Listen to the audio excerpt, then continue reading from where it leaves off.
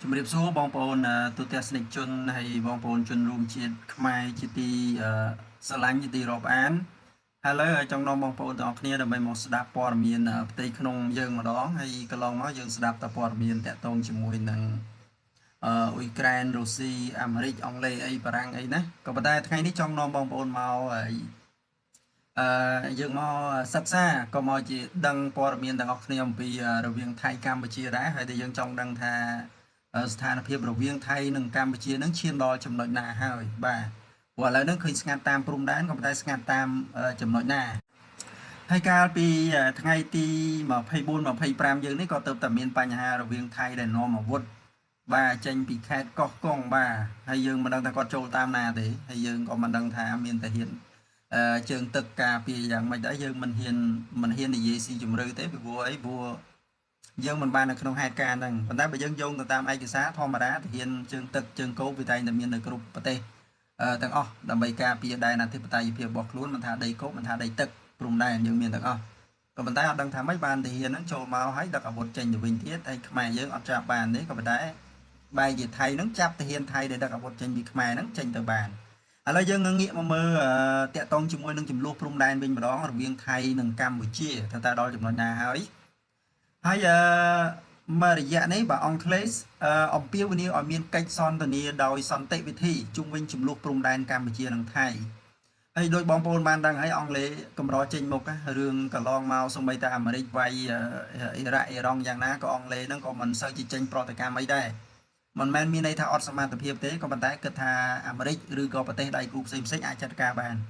ក៏ប៉ុន្តែមួយរយៈនេះយើងឃើញថាអង់គ្លេសបានជួយជំនួយដ្រូនឬក៏វត្ថុធាតុដើមផលិតដ្រូនហើយដ្រូននោះជួយទៅដល់600គ្រឿងទៅទៀតដើម្បីបាញ់ចូលទៅដល់ទីក្រុងម៉ូស្កូរបស់ប្រទេសរុស្ស៊ីហើយឥឡូវអង់គ្លេសហ្នឹងក៏មិនដឹងថាយ៉ាងម៉េចដែរឥឡូវមកអំពាវនាវឲ្យខ្មែរនិងថៃហ្នឹងឲ្យបើកកិច្ចសន្ទនាដើម្បីឲ្យមានសន្តិវិធីជុំវិញឡើងវិញរវាងព្រំដែនថៃនិងកម្ពុជាហ្នឹងឥឡូវក៏លុកដៃមកដល់កម្ពុជាទៀតហើយអញ្ចឹងណាអញ្ចឹងអង់គ្លេសមានន័យថាអត់នៅស្ងៀមទេព្រោះអតីតមហាអំណាចទី1ណាអតីតមហាអំណាចគឺនៅមិនស្ងៀមទេហ្នឹងហើយគេធ្លាប់ធម្មតាធ្លាប់ជាខ្លាបាទអញ្ចឹងវាពិបាកបាទពិបាកភ្នែកមើលនៅពេលរឿងខ្លះដែលជាសង្គ្រាមរ៉ាំរ៉ៃដែលមើលទៅមិនតំណង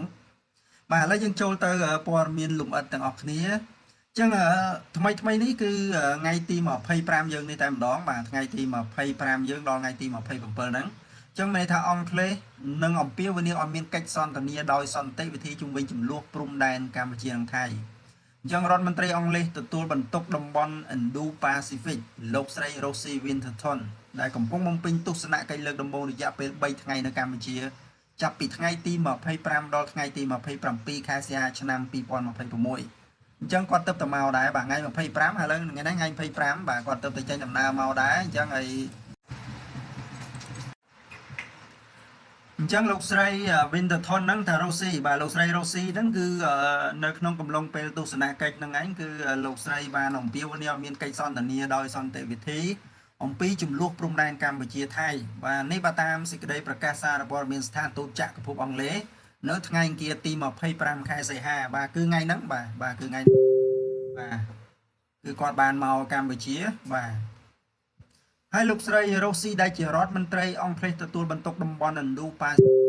ធ្វើដំណើរទស្សនកិច្ចទៅកាន់ខេត្តសៀមរាបនិងខេត្តឧត្តរមានជ័យបាទខេត្តឧត្តរមានជ័យបាទលើតែខេត្តឧត្តរមានជ័យខ្ញុំញាក់សាច់បាទហើយលើលោកស្រីហ្នឹងគាត់យាងទៅដល់បាទហើយចឹងខេត្តឧត្តរមានជ័យដែលជាទីជំរកជនភៀសខ្មែរដែលកំពុងស្នាក់នៅជំរំបណ្ដោះអាសន្នបន្ទាប់ពីមានការប្រយុទ្ធគ្នាយ៉ាងស្វិតស្វាញបាទនៅក្នុងតាមបណ្ដោយព្រំដែនកម្ពុជាថៃនៅក្នុងចំនួនព្រំដែនកម្ពុជាថៃកាលពីពេលកន្លងទៅនេះបាទក្នុងពេលទស្សនកិច្ចទៅកាន់តំបន់ជនភៀសខ្មែរលោកស្រី Rosie នឹងពិនិត្យមើលកម្មវិធីអប់រំដែលទទួលបានការឧបត្ថម្ភពីចក្រភពអង់គ្លេសបាទអញ្ចឹងមានន័យថាអង់គ្លេសឧបត្ថម្ភបាទដែលយើងកន្លងមកព័ត៌មានដូចជាមិនសូវមានលើចេញពីអង់គ្លេសមកបានជំនួយអីទេបាទតែសារព័ត៌មាននេះបាទខ្ញុំក៏ទៅដឹងពីព័ត៌មាននេះដែរពីព្រោះយើងអត់ដែរបានលើថាជំនួយបាទជំនួយពីនេះពីនោះប៉ុន្តែដូចជាមិនធ្លាប់បានលើថាអង់គ្លេសហ្នឹងជំនួយមកដែរទេព្រោះអង់គ្លេសជាប្រទេសដែលស្ងប់ស្ងាត់ស្ងំស្ងៀមប៉ុន្តែឥឡូវនេះបាទលុកដៃរឿងអ៊ុយក្រែនក៏លុកដៃឥឡូវរឿងកម្ពុជាចាប់ផ្ដើមលុកមកទៀតហើយបាទអញ្ចឹងហើយនៅអ៊ុយក្រែនគាត់ជួយដ្រូនចំនួន600ដ្រូនបាទអញ្ចឹង លើលោកដៃមកកម្ពុជាយើងសង្គមថាកម្ពុជាយើងហើយទទួលបានការសហការឬក៏ទទួលបានការគ្រប់គ្រងប្រសិនបើយើងរងនៅភាពអយុត្តិធម៌ណាមួយពីប្រទេសថៃអញ្ចឹងបន្ទាប់ពីលោកស្រីនឹងវិលមកទីក្រុងភ្នំពេញវិញដោយក្រុងជួបលោកនាយករដ្ឋមន្ត្រីហ៊ុនម៉ាណែតនិងរដ្ឋមន្ត្រីរដ្ឋាភិបាលកម្ពុជាដើម្បីពិនិត្យពីការធ្វើពាណិជ្ជកម្មការវិនិយោគការអភិវឌ្ឍនិងបញ្ហាសិទ្ធិមនុស្ស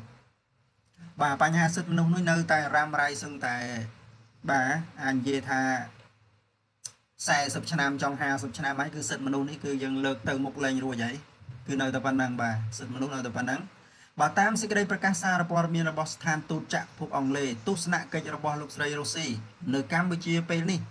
ក៏ជាការគូសបញ្ជាក់ពីការគ្រប់គ្រងរបស់អង់គ្លេសក្នុងការរក្សាសន្តិភាពដោយចីរភាពនិងការអនុវត្តឲ្យបានពេញលេញនៅបទឈប់បាញ់ដែលកម្ពុជានិងថៃបានព្រមព្រៀងគ្នាកាលពីចុងខែធ្នូឆ្នាំ2025ជាក់ស្ដែងនៅខែធ្នូឆ្នាំ2025ជាក់ស្ដែងកិច្ចព្រមព្រៀងនេះអង់គ្លេសមិនបានចូលរួមទេជាក់ស្ដែងអត់បានចូលរួមទេក៏ប៉ុន្តែប្រហែលជាទៅពេកបាទប្រហែលជាលោកស្រីក៏ទៅភ្នែកពេកបាទនៅអង់គ្លេសហ្នឹងទៅភ្នែកពេកដោយសារយើងបានចុះកិច្ចព្រមព្រៀងហើយក៏ប៉ុន្តែយើងអត់ដែលបានអនុវត្តនៅកិច្ចព្រមព្រៀងណាមួយទេយើងព្រមព្រៀង2ដង3ដងហើយប៉ុន្តែអញ្ចឹងឥឡូវអង់គ្លេសគេលូកដៃមកហើយអញ្ចឹងអី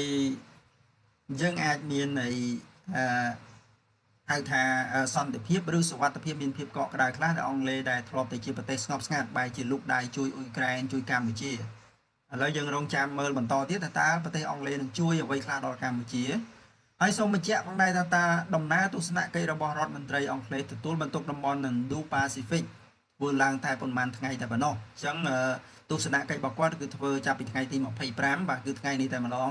ហើយដល់ថ្ងៃទី27លោកស្រីនឹងត្រឡប់ទៅវិញបន្ទាប់ពីនាវា HMS តាម៉ារបស់កងទ័ពជើងទឹកអង់គ្លេសបានចូលសុំចតនៅមូលដ្ឋានកងទ័ពជើងទឹករៀមជាលើកដំបូងកាលពីថ្ងៃទី20ខែសីហាឆ្នាំ2026អញ្ចឹងគឺថ្មីនេះដែរទេបាទថ្មីនេះដែរទេ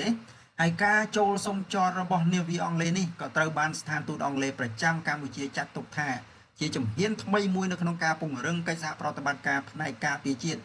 និងទំនាក់ទំនងកងទ័ពជើងទឹករវាងកម្ពុជានិងអង់គ្លេសបាទនេះគឺជាពន្លឺមួយបាទពួកអង់គ្លេសអត់ដែលមកទេបាទអត់